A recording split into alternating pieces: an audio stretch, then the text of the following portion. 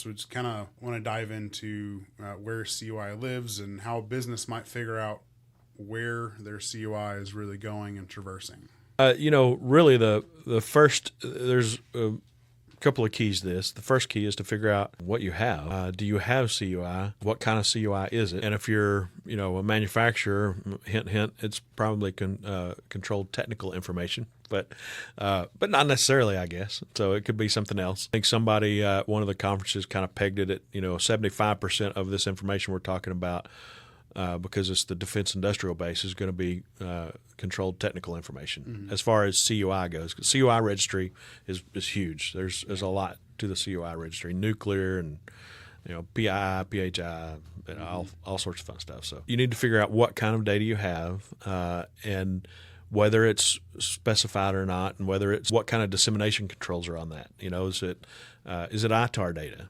Does it have a no foreign on it, which is no foreign citizens, right? Only U.S. citizens. Similar to ITAR, with ITAR, for us, that's the biggest. Only U.S. citizens can see or access that data, right? So at which point, for instance, if we're talking about Microsoft 365 GCC or GCC High, that's what makes the difference, right?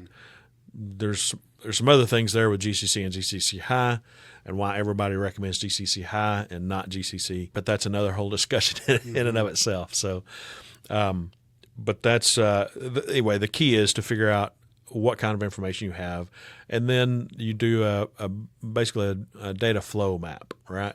And you have to figure out where that goes. Where and think about your whole process, not just I get it from outside and it comes inside my system. Think about where do you get it, how does it come into you? Through email? Do you download it from a portal? What machine are you on when you get it in email, or hopefully not email, but if you get it through email or through a portal, what machine are you on? How do you do that? And then where do you put that information? Does it go directly into an application of yours, Dispro, Job Boss, whatever it may be, or does it go into a file system? And where does it flow after that? Does it go somewhere else into a separate application? Where all does it go in your system?